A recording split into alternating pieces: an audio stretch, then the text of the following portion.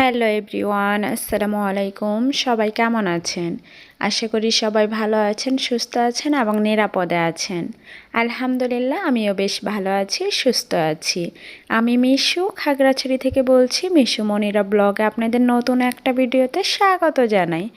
তো আজকে কিন্তু আমি একদম সকাল থেকে কাজবাজ শুরু করে দিয়েছি। এই শীতের সকালে কাজ করতে কার কেমন লাগে কমেন্টে কিন্তু জানাতে ভুলবেন না। আমার তো ভীষণ খারাপ লাগে, মানে বিশেষ করে সকালবেলাটা আমার খুব খারাপ লাগে। তো তারপরেও কি আর করার, মাঝে মধ্যে তো করতেই হবে, তাই না? সব সময় আমি একদম সকালে উঠি না, তো মাঝে মধ্যে উঠে যাই আর কি। তো উঠেই কিন্তু আমি এখানে বিছানাটা গুছিয়ে নিচ্ছিলাম। বিছানাটা, কম্বল, কাঁথা এগুলো কিন্তু আমি গুছিয়ে নিয়েছি।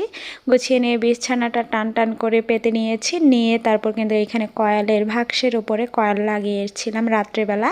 তো ওটা ছাই পড়েছে, তো ওগুলো ফেলে দিয়ে এসে রুমটা সুন্দর করে ঝাড়ু দিয়ে নিচ্ছি। তো দেখা গেছে ছোট্ট রুম, কিছু করার নেই, সুন্দরভাবে গুছিয়ে রাখার চেষ্টা করি, সব কিছু ঝেড়ে মুছে রুমটা ঝাড়ু দিয়ে নিয়ে এসে তারপর কিন্তু আমি এইদিকে রান্না বসিয়ে দিয়েছি। আজকে রান্না করব খিচুড়ি, গরুর মাংসের খিচুড়ি রান্না করব। তো আমার সঙ্গে যারা এই পর্যন্ত চলে আসছেন, একটা লাইক দিতে ভুলে গিয়েছেন, প্লিজ চাইলেই কিন্তু একটা লাইক দিতে পারেন। আর যারা নতুন বন্ধু আজই আমার পরিবারে এসেছেন, তাদেরকে একটাই রিকোয়েস্ট করব, প্লিজ সাবস্ক্রাইব করে পাশেই থাকবেন। আর সাবস্ক্রাইব করার পর পাশে থাকা বেল বাটনটা অবশ্যই প্রেস করে দেবেন, কারণ নিত্য নতুন ভিডিও ছাড়ার সঙ্গে সঙ্গে আপনার ওখানে নোটিফিকেশন চলে যাবে। চাইলেই কিন্তু আপনারা সেই নতুন ভিডিওটা দেখে নিতে পারবেন। আর যারা অলরেডি এই কাজটা করেছেন, তাদেরকে তো জানাই অন্তরস্থল থেকে অসংখ্য ধন্যবাদ। তো এদিকে কিন্তু আমি খিচুড়ির সব কিছু প্রিপারেশন নিচ্ছিলাম। তো একদম সকালবেলা বাহিরে যেতে আর ইচ্ছে করছিল না, যে বাহিরে গিয়ে একটু চাল ঠাল এগুলো ধুয়ে নিয়ে আসি। তো এইখানে ঝাড়ে পানি ছিল, তো সেই পানি দিয়েই কাজটা চালিয়ে নিচ্ছিলাম আর কি। আর এদিকে আমি কিন্তু রান্না করব রাইস কুকারে খিচুড়ি। আমার সচরাচর দেখা যায় বিরিয়ানি, তারপর পোলাও, খিচুড়ি, তো এগুলা কিন্তু আমি রাইস কুকারে করতে বেশি ভালোবাসি। আর মানে আমার কাছে ভালো লাগে আর কি, কোনো প্যারা থাকে না, খুব ভাল লাগে। তো এদিকে কিন্তু আমি মুগ ডাল, মসুরের ডাল, তো দুই ধরনের ডাল দিয়ে কিন্তু আমি খিচুড়িটা বসিয়ে দিচ্ছিলাম। আর এদিকে কিন্তু আমি একটা আলুও কেটে দিয়েছিলাম, যেন খেতে ভালো লাগে আর কি। অবশ্যই সবজি খিচুড়ি না, তারপরেও আমার আলুটা দিলে কেন জানি ভালো লাগে।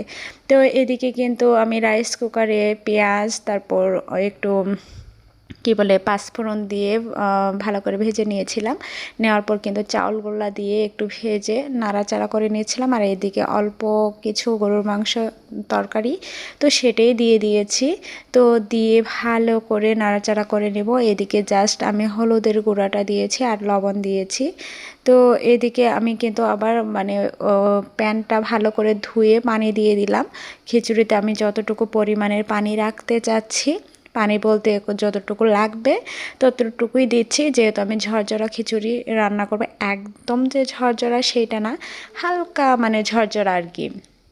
তো এদিকে কথা বলতে বলতে কিন্তু আমি অফ ক্যামেরাতে রান্না করে তারপর আপনাদের দেখাতে চলে এসেছি। এই যে আমার ফাইনালি রান্নাটা হয়ে গেছে। রান্না হওয়ার পর কিন্তু একদম আর কোনোভাবে রেস্টে রাখিনি, কারণ আমার এমনিতেই দেরি হয়ে গেছে, কারণ আপনাদের ভাইয়ার ডিউটি আছে। তো সে যাবে, আবার অন্যজন ডিউটি চেঞ্জ করবে, এর জন্যে আর কি। তো এদিকে কিন্তু আমি তার জন্য বেড়ে নিচ্ছি আগে, আর যে ডিউটি চেঞ্জ করবে তার জন্য কিন্তু বেড়ে নিব। বাটিতে অল্প একটু দিয়ে দিব, যেন খেতে পারে আর কি। তো এদিকে ওই লোকটার জন্য আমি বাটিতে দিয়ে দিয়েছি, আর এদিকে আপনাদের ভাইয়ার জন্যও বেড়ে নিয়েছি। একদম এখন ধোয়া উঠছে, এত গরম।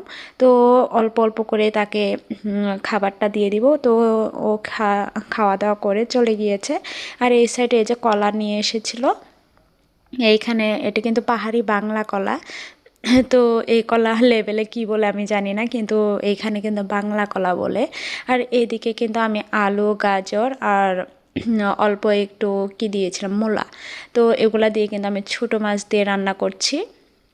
তো দেখা যায় ছোটো মাছ শুধু মাঝে মধ্যে খেতেও ভাল লাগে, একটু সবজি দিয়ে রান্না করলেও ভাল লাগে। মানে এক এক সময় এক এক মানে মনের অভিরুচি চলে আসে, মানে মুখের যে একটা স্বাদ সেটা চেঞ্জ হয়ে যায় আর কি। তো সব সময় কিন্তু এক জিনিস একভাবে খেতে ভাল লাগে না। তো যাই হোক, এইদিকে আজকে একটু বেশ সবজি দিয়েছি, আর মাছও কিন্তু বেশ ভালোই মাছ ছিল, ছোটো মাছ একদম মোয়া মাছ যেটা বলে। তো সেই মোয়া মাছগুলা দিয়েই কিন্তু আমি রান্নাটা করছি। তো এইদিকে কিন্তু আলু, তারপর গাজর এগুলো কিন্তু আগে ভালো করে মশলার সঙ্গে কষিয়ে নিচ্ছিলাম, মানে ভেজে নিচ্ছিলাম। তো আমার কাছে না সবসময় ওই হাতে মেখে যে তরকারি রান্নাটা সেটা সবসময় ভালো লাগে না। তো দেখা যায় আমি এক এক সময় এক একভাবে রান্নাটা করে ফেলি। তো যাই হোক, এদিকে কিন্তু আমার তরকারিটা ভালোভাবে কষানো হয়ে গিয়েছে। তারপরে কিন্তু আমি এই মাছগুলো দিয়েছি, আর এগুলো একদম ছোটো ছোটো মাছ ছিল, কি আর বলবো, এত ছোটো মাছ, মানে ময়া মাছ কিন্তু একটু বড়টা সেটা ঠিক আছে, কিন্তু এটা একদম পিচ্চি। তো যাই হোক, এদিকে কিন্তু আমি হালকা হাতে নাড়াচাড়া করে আমি পানি দিয়ে যতটুকু ঝোল দিব আর কি, তো ওই অনুযায়ী পানিটা দিয়ে আমি একদম মিল করে বসিয়ে দিচ্ছি আর কি, একদম ফিটফাট করে আর কি। তো যাই হোক, এই যে আমার কিন্তু প্রায় হয়ে এসেছে, একদম গামাখা হয়ে গেছে, একদম পানিটা শুকিয়ে যাচ্ছে আর কি, হালকা হালকা আছে আর কি। তো ওই পর্যায়ে কিন্তু আমি নাড়াচাড়া করে দিচ্ছিলাম, না একদম আলতো করে কিন্তু নাড়ছিলাম, একদম করে নাড়ছিলাম না, কারণ মাছটা ভেঙে যাবে, এমনিতেই তো ছোটো, তারপরেও কিন্তু অনেক মাছই ভেঙে গিয়েছিল। তো যাই হোক, এইদিকে কিন্তু আমার রান্নাবান্না কমপ্লিট, আর এখানে কিন্তু কাতলা মাছ ছিল, তো মাছের তরকারি কালকের, তো একটু বেশিই ছিল তার জন্যে। তো আমরা খাওয়া দাওয়া করে নিয়েছি, আর এইদিকে ফ্রেশ নিয়ে চলে এসেছি।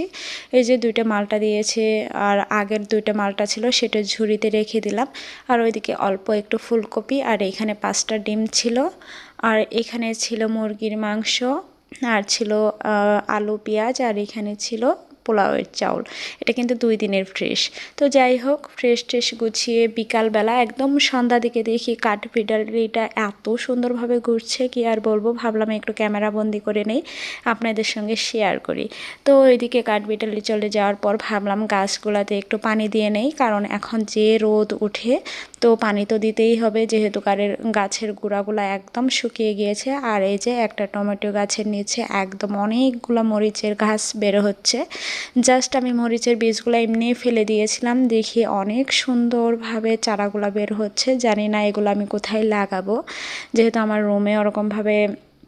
রুমে বলছি, বাহিরে ওরকমভাবে মাটি নেই। তো যাই হোক, দেখা যাক ভবিষ্যতে কি হয়। তো আর এদিকে এই যে লাউ পাতা বলছি, লাউ ফুল, কুমড়ো ফুলের বড়া খেতে কিন্তু ভীষণ মজা লাগে, পকোড়া খেতে ভীষণ মজার লাগে, আমার কাছে তো ভীষণ ভালো লাগে। আর কার কাছে কেমন লাগে সবাই কিন্তু জানাতে ভুলবেন না। এইদিকে কিন্তু আমি বেসন, চাউলের গুঁড়ি এগুলা দিয়ে, তারপর হলুদ মরিচ সব কিছু দিয়ে কিন্তু আমি এখানে বসিয়ে দিয়েছি, দেখতে পাচ্ছেন। আর এগুলো এত খেতে মজা কি আর বলবো, আর এত মুচমুচে হয়েছিল, মানে বলার মতো না, অনেক মজার লেগেছিল, আর খেতেও ভীষণ মজা, আর মানে বানাতেও ভাল লাগে। আর এগুলা কিন্তু অনেকেই জানেই না যে এই ফুলটা কিভাবে খেতে হয়, আবার অনেকেই কিন্তু অন্যভাবেও করে, একদম কুচি কুচি করেও কিন্তু একটা পকোড়া বানানো যায়, আর আমি আস্তে আস্তে করেছি, আমার কাছে এটাই ভালো লাগে, একদম কুচি কুচি করে যে বড়ার মতো করে, ওইটা আমার কাছে আবার ভালো লাগে না, একদম আস্ত যেটা সেটাই ভালো লাগে। আর দেখতেও কিন্তু মাশাআল্লাহ অনেক সুন্দর হয়েছে আর কি। এই যে দেখুন, একদম ক্রিস্পি, মানে এত যে মজার হবে কল্পনাও করি না। আর বিশেষ করে একদম খেতে টাটকা ফুলের কিন্তু মজাটাই আলাদা। তো একটা ভেঙেও দেখালাম, এত মুচমুচে হয়েছে। যাই হোক, আজ এই পর্যন্তই, সবার থেকে বিদায় নিচ্ছি, আল্লাহ হাফেজ।